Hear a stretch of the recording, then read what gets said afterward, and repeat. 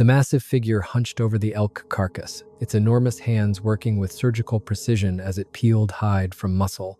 Standing nearly 9 feet tall, covered in a tangled mat of dark hair, it was butchering a 7 to 100-pound animal with nothing but its bare hands. Mike Anderson stared at the trail cam footage in utter disbelief, watching something that shouldn't even exist methodically field dress an elk. Mike had hunted these Montana mountains for 37 years. He started when he was just 12, carrying his grandfather's old 3006, learning how to track elk through lodgepole, pine, and across endless granite ridges stretching toward the Canadian border. He knew every game trail, every water source, every shift of the wind in this valley. But what he was watching on the screen of his laptop defied everything he understood about the natural world. The timestamp read 3:42 a.m., the 15th of October, just 5 days ago. Mike had set up a Reckonix trail cam at a game trail crossing where he'd seen fresh elk sign for weeks, big bull tracks, rubs on aspen, wallows near the creek. He'd placed the camera carefully, 20 feet off the trail, camouflaged with pine boughs, angled perfectly to catch any animal moving through the choke point. The footage started out ordinary, frame after frame of empty forest, the occasional deer wandering through, even a curious black bear that nosed at the camera before lumbering off. Then, at exactly 11:37 p.m., the big bull elk appeared, a massive 6-point, easily pushing 800 pounds, moving cautiously down the trail. Mike knew this animal well. He'd been hunting it for 3 seasons. He could tell by the distinctive crack in its left antler, a break from battles fought years earlier. The elk stopped directly in front of the camera, head raised, nostrils flaring as it tested the air. Something had spooked it. The body language was unmistakable, every muscle tensed, ready to bolt. Its eyes went wide, whites flashing, ears pinned forward towards something just beyond the frame.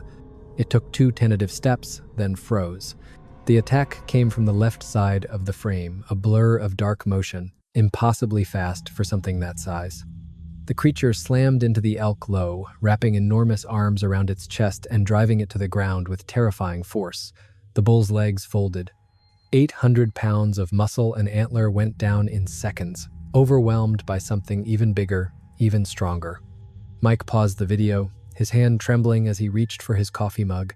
The liquid had gone cold hours ago, but he drank it anyway, needing anything for his hands to do, while his mind struggled to process what he had just seen. He had watched the clip 17 times now, searching for any explanation that made sense.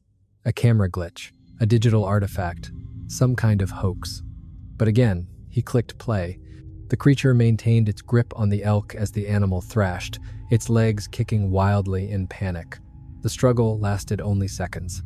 The creature shifted its weight, and Mike heard the unmistakable snap of the bull's neck. Even through the tinny laptop speakers, the sound was undeniable. He'd heard it before, when field dressing his own kills, but never delivered barehanded.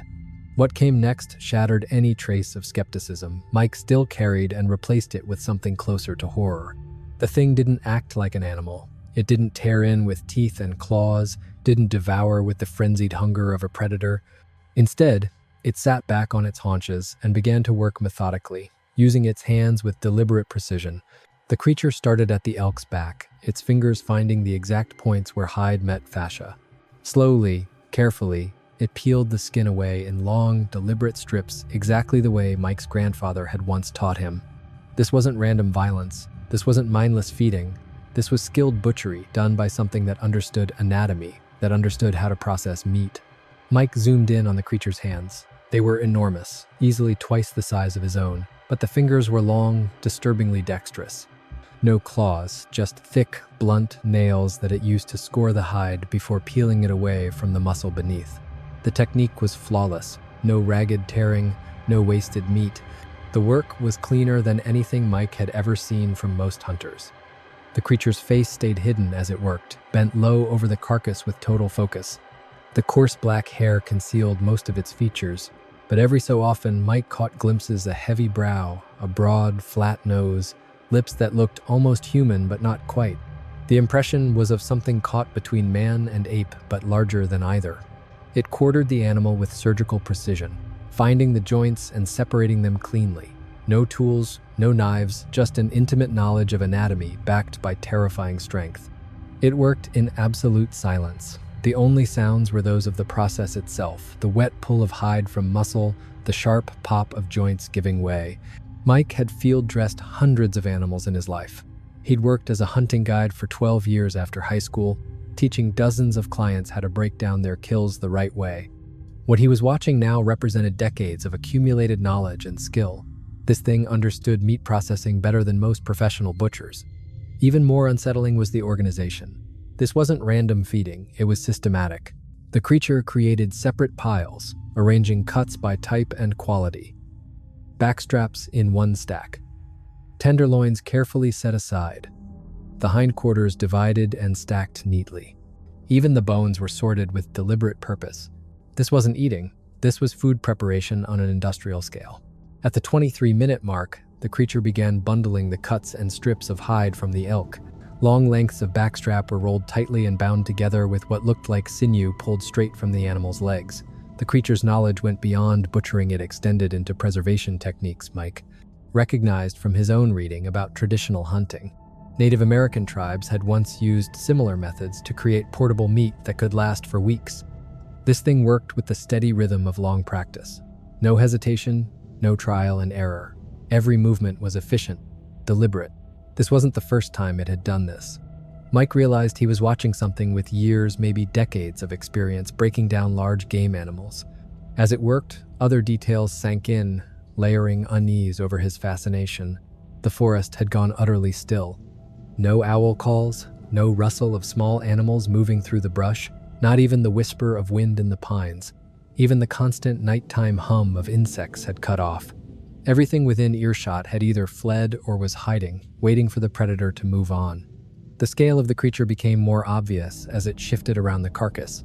When it rose to reposition itself, its head nearly reached the lower branches of the nearby lodgepole pine. Mike estimated its height at 9 feet, maybe more. The shoulders were massive, nearly 4 feet across, with arms that hung down almost to its knees. The proportions were all wrong for a man closer to an ape, but far larger than any primate known to science. And yet, despite that bulk, it moved with unsettling grace. No wasted effort, no clumsy motions.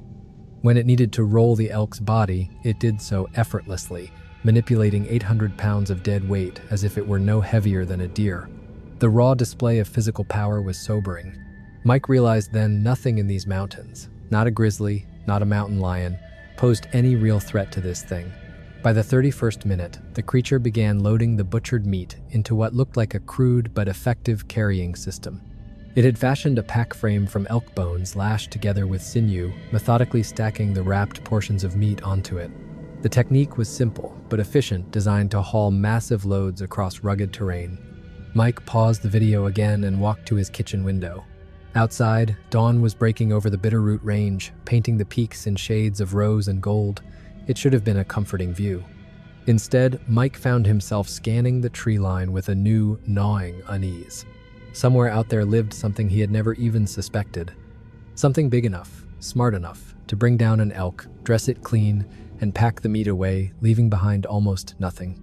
He turned back to the laptop and pressed play. The creature had finished bundling the meat and now began to methodically erase the scene. It scattered the remaining bones, buried patches beneath pine needles, even smeared the bloodied earth until it blended with the forest floor. Within minutes, the site looked natural again, just another patch of woods where a scavenger might have found a winter kill. But that cleanup revealed something far more unsettling, a level of intelligence that suggested planning. This creature understood evidence. It knew its activities could be discovered, could be investigated. And it actively concealed its presence, erasing patterns that might give away its hunting grounds. That wasn't just intelligence, it was foresight, reasoning about future consequences. As the creature hoisted its bone frame pack and prepared to leave, it moved directly toward the trail camera. Mike's heartbeat spiked as the realization hit him. The creature had known about the camera the entire time. It had positioned itself deliberately in frame, performing its work like it wanted to be seen. Like it had staged the whole thing, the creature stopped just 10 feet from the camera and stared directly into the lens. For the first time, Mike got a clear look at its face. The features were unmistakably human, yet stretched, magnified, and subtly wrong. The eyes were huge and dark, radiating an intelligence that was fully aware, fully calculating. The nose was broad and flat, the mouth wider than any human's should be. The overall expression was one of calm assessment, as if the creature were studying not just the camera, but whoever might eventually watch the footage. For nearly 30 seconds, it didn't move, just stared. Mike felt a chill run through him, irrational but undeniable, as though those dark eyes had been watching him personally for the last 5 days. The gaze was steady, unblinking, and he had the disturbing impression that it was trying to communicate something. Not aggression, not threat, something closer to a measured warning. Then, slowly, the creature lifted one massive hand and reached toward the camera. The image jolted violently, spinning and tumbling as the trail cam was ripped from its mount. The final clear frame showed the forest floor rushing upward, then blackness. Mike sank back in his chair, his mind racing. The footage ended there, but the story did not. 2 days later, when he hiked back to check the site, he found the mounting bracket ripped clean from the tree. There was no sign of the camera itself. No shattered pieces. Nothing. He searched the area for hours, widening his grid, combing through brush and creek bed. Eventually, he found the SD card lying neatly on a flat rock near the stream, intact, untouched. It hadn't been dropped or thrown. It had been placed there, carefully, deliberately, as if meant to be found. The housing of the camera was never recovered, but the card was flawless, every frame intact. Mike hiked out that day with 37 years of backcountry experience suddenly useless against what he had uncovered. For the next 3 days, he replayed the footage over and over, searching desperately for any explanation that didn't demand acceptance of the impossible. But the evidence was undeniable. Something lived in those mountains, something that defied everything he thought he knew about the natural world. The implications were staggering. If such a creature existed, it wasn't alone. The skill it had shown, the hunting, the butchering, the packing, the concealment suggested knowledge passed down. Learned behavior, refined over generations. This was a viable population, one with its own culture and survival strategy. They were sharing these mountains with humans, staying hidden through intelligence and careful adaptation. Mike realized that so many of his unexplained encounters over the years suddenly took on a new meaning. The elk carcasses found expertly stripped, partially consumed, without any sign of what predator had been responsible. The game trails that seemed to shift unpredictably, as if rerouted by unseen hands. The way animals avoided areas that had once teemed with life.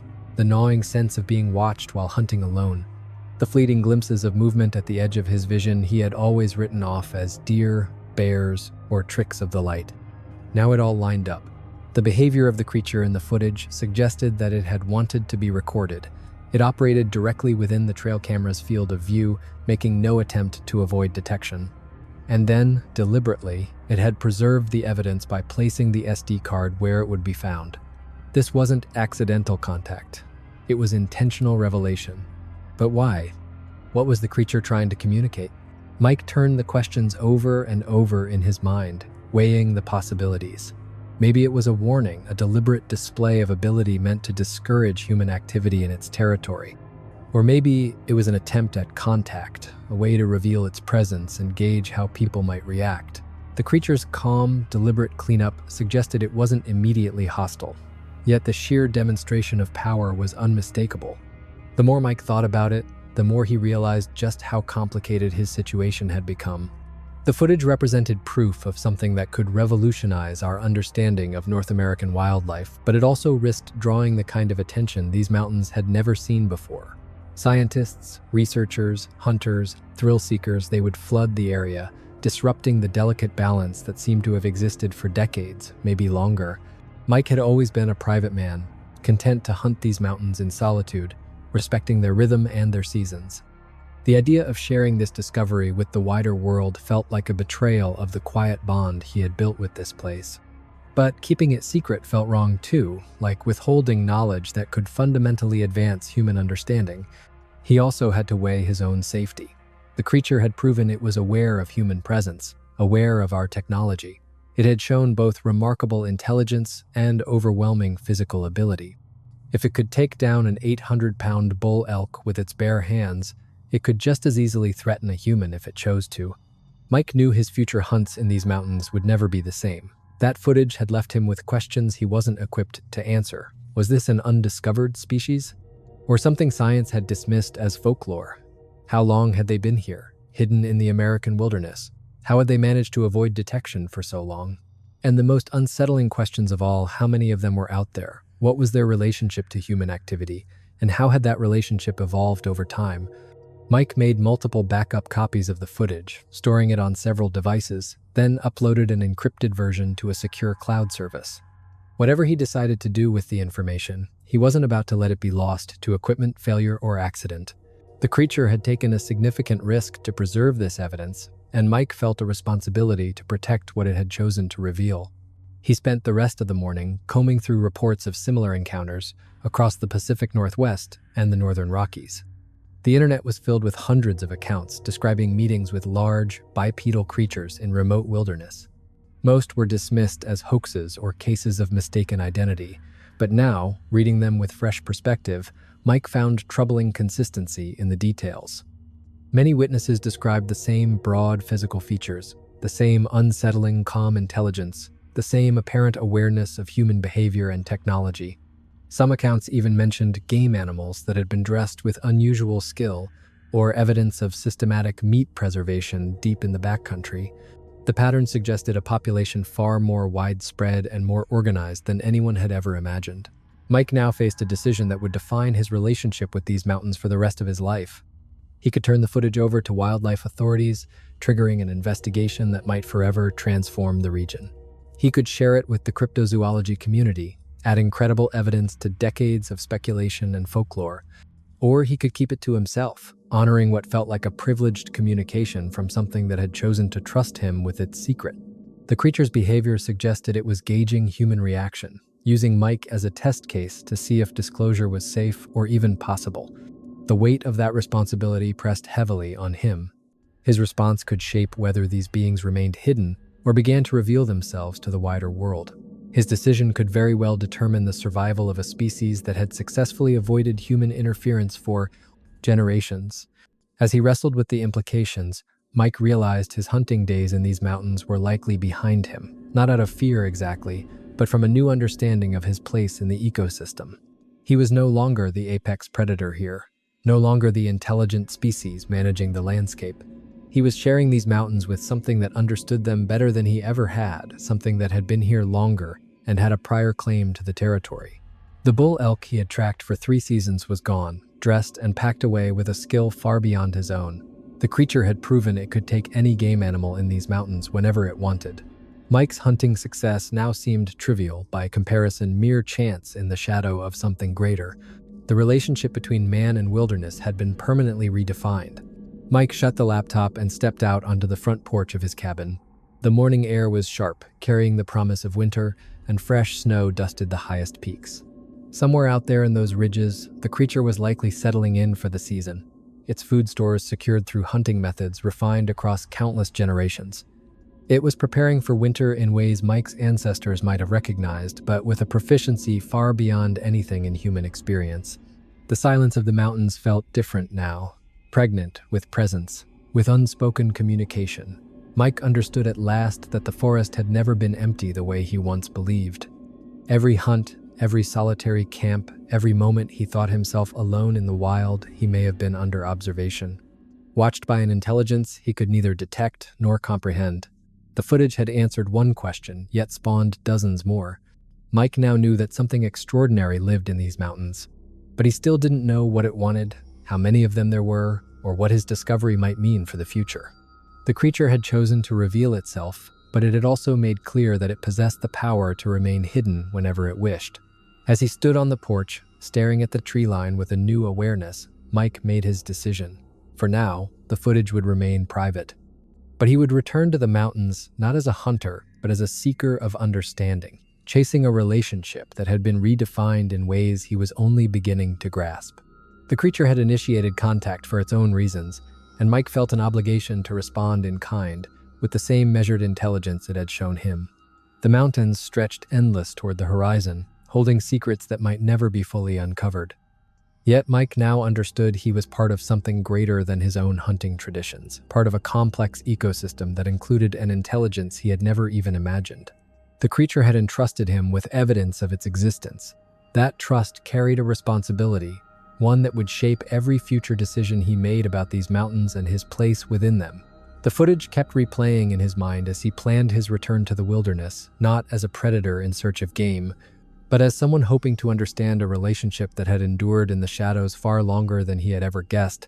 The creature was still out there, waiting, and Mike suspected it would be watching when he came back, weighing his reaction to the revelation it had chosen to share.